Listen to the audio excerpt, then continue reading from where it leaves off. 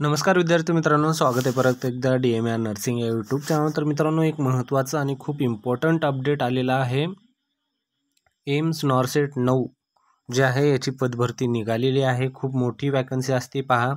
AIIMS all over इंडियामध्ये खूप सारे हॉस्पिटल आहेत। फॉर एक्झाम्पल एम्स नागपूर असेल, पटना असेल, रायपूर, जयपूर वगैरे हे सर्व हॉस्पिटल हे केंद्र सरकार अंतर्गत चालतात।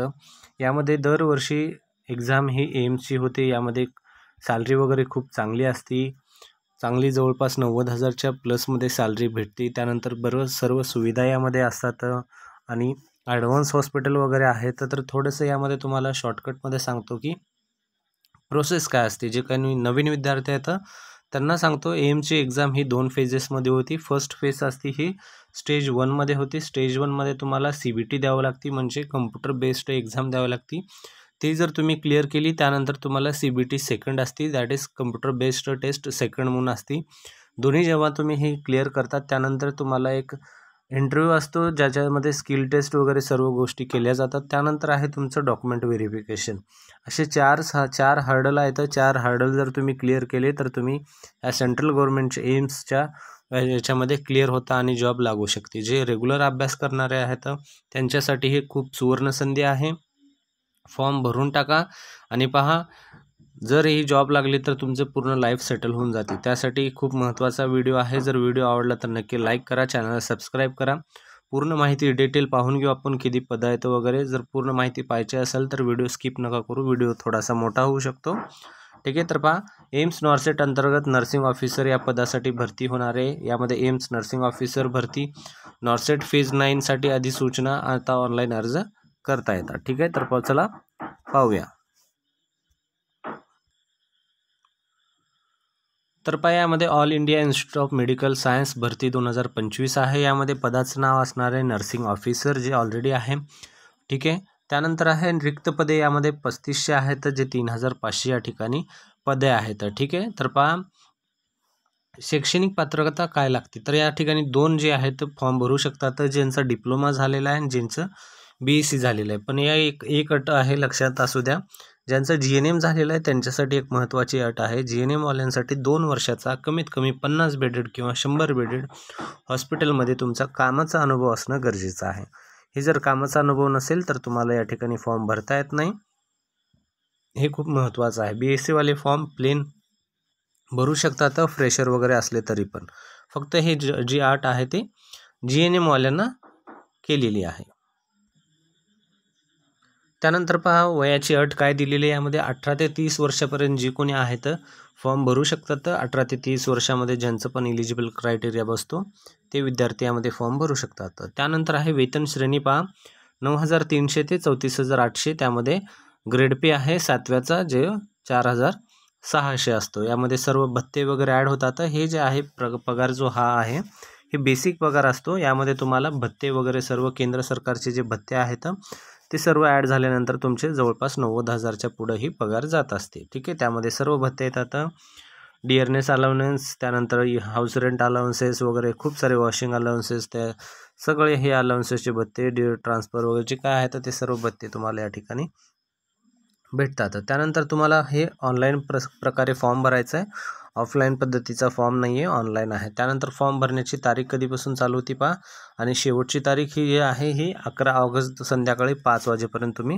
फॉर्म भरू शकता, ठीक आहे। तर आज 24 जुलै आहे, खूप सारे दिवस आहेत फॉर्म भरण्याची, तुम्हाला खूप वेळ आहे। पण वेळ आहे म्हणून तुम्ही शेवटी नका भरू, अगोदरच फॉर्म भरून पूर्ण टाकून द्या, म्हणजे नंतर सर्व्हर एरर वगैरे जे काही अडचणी आहेत ते नंतर फेस करण्याची गरज पडणार नाही।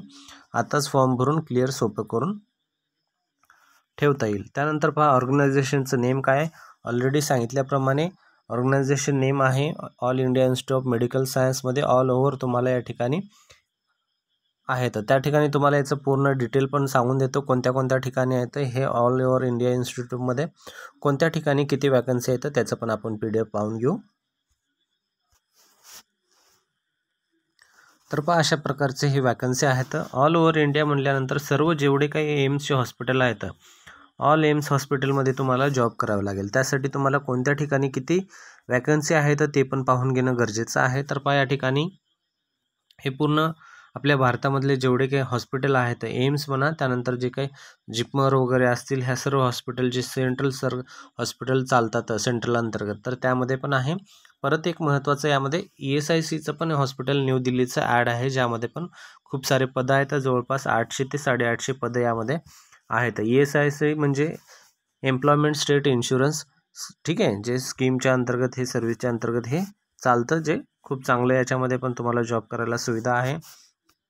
या ठिकाणी दिलेलं आहे पहा, कास्टनुसार तुम्हाला सर्व माहिती दिलेली आहे पहा. अनरिझर्वडमध्ये तसं आहे फिमेल मेल, त्यानंतर फिमेल PWD आणि मेल PWD आणि टोटल, हे असे आकडे आहेत. हे फिमेलचे आहेत, हे मेल आहेत, त्यानंतर फिमेल PWD आणि मेल PWD आणि टोटल, अशा प्रकारचे हे व्हर्टिकल आकडेवारी दिलेली आहे. त्यानंतर OBC साठी, SC साठी, ST साठी EWS आणि PWD फिमेल आणि मेलसाठी, ठीक आहे. PWDचा रिमार्क दिलेला आहे हा, ही पूर्ण माहिती. त्यानंतर हे एम्सचे हॉस्पिटल आहेत अशा प्रकारे पहा. एम्स बठिंडा आहे. एम्स बठिंडामध्ये किती वॅकन्सी आहेत तर पहा 327. त्यानंतर आहे एम्स अवंतीपुरामध्ये 30 वॅकन्सी आहेत. त्यानंतर एम्स भोपाळ आहे, एम्स भुवनेश्वर, देवघर, त्यानंतर गोरखपूर, गुवाहाटी, कल्याणी, त्यानंतर मंगळगिरी, नागपूर पहा. नागपूर महाराष्ट्रामधलं एम्स आहे, यामध्ये 221 जागा आहेत. त्यानंतर रायबरेली आहे, न्यू दिल्लीमध्ये 350 जागा आहेत. त्यानंतर एम्स पटना आहे, ऋषिकेश, रायपूर, राजकोट, विजयपूर जे जम्मूमध्ये आहे. त्यानंतर कॅप फिम्स म्हणून मैदानगिरीचं एक हॉस्पिटल आहे, त्यामध्ये पण जागा आहे पहा, एक जागा आहे फक्त, ती जागा जी त्यामध्ये. त्यानंतर आहे इपमर आहे मुंबईमधलं.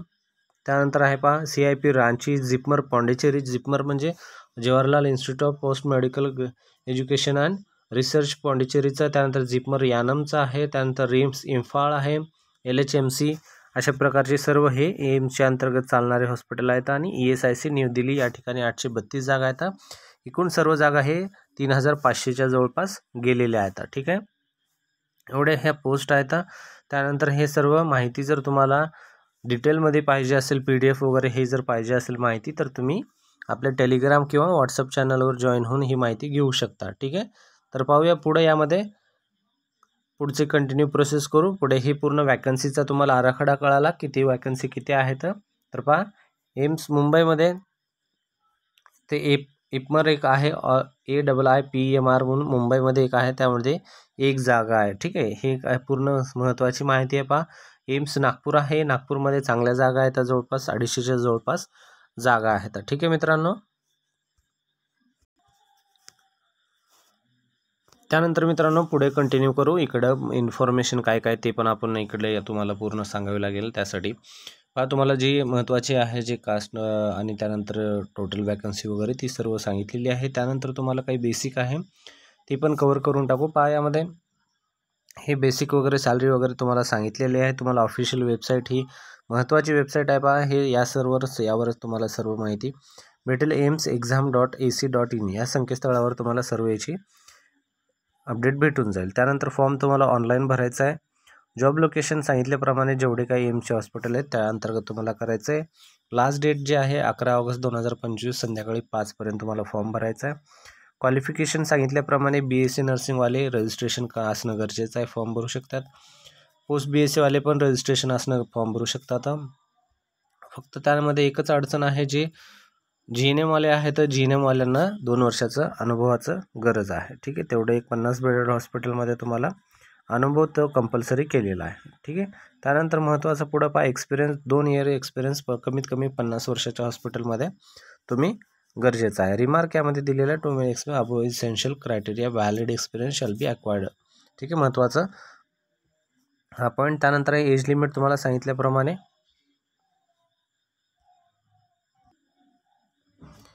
एज लिमिट सांगितल्याप्रमाणे 18 ते 30 वर्षापर्यंत कोणी पण फॉर्म भरू शकतं यामध्ये, ठीक आहे. फक्त बाकी कास्टनुसार तुम्हाला रिलॅक्सेशन ते असणार आहे. SC ST साठी 5 वर्ष आणि OBC साठी 3 वर्ष. त्यानंतर सिलेक्शन प्रोसेस सांगितल्याप्रमाणे CBT 1 सेकंड आणि डॉक्युमेंट व्हेरिफिकेशन, स्किल टेस्ट आणि मेडिकल एक्झामिनेशन ह्या सर्व गोष्टी यामध्ये असतात. त्यानंतर फीज जे असणार आहे 3000 फीस ही OBC आणि जनरल कॅन्डिडेटला आणि ST SCला कॅन्डिडेटला असणार आहे 2400.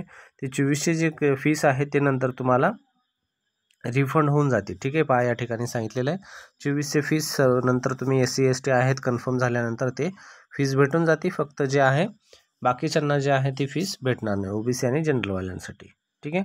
त्यानंतर इम्पॉर्टंट डेट जे आहे स्टार्टिंग हे फॉर्म 22 जुलैपासून झालेले आहेत आणि 11पर्यंत तुम्हाला फॉर्म शेवटचा भरायचा आहे.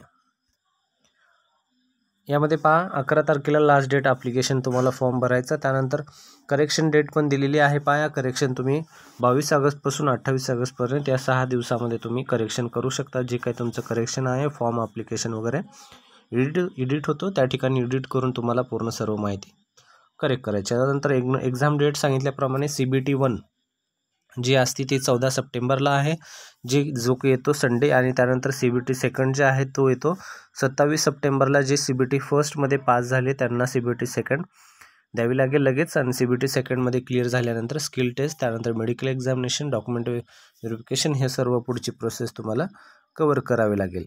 ह्या दोन गोष्टी तुम्हाला महत्त्वाच्या आहेत. CBT 1 आणि CBT 2 हे क्लिअर करणं खूप गरजेचं आहे. तर विद्यार्थी मित्रांनो, अशा प्रकारचा व्हिडिओ होता. व्हिडिओ जर आवडला असेल तर नक्की व्हिडिओला लाईक करा, चॅनल सबस्क्राईब करा. आणि जर तुम्ही जे कोणी नवीन असतील तर चॅनल शेअर करा, जेणेकरून तुमच्या सर्वांना कलिग वगैरे हा चॅनलची माहिती भेटून जाईल. तर पहा मोस्ट ऑफ द इम्पॉर्टंट माहिती सर्व शेअर केलेली आहे. तरी पण तुम्हाला काही अडचणी येत असतील तर तुम्ही नक्की कमेंटमध्ये किंवा ग्रुपमध्ये वगैरे माहिती अडचणी सांगू शकता. तिथून आपण सॉल्व्ह करण्याचा प्रयत्न करू. तर भेटूया मित्रांनो पुढच्या आणि महत्त्वाच्या अपडेटमध्ये. धन्यवाद.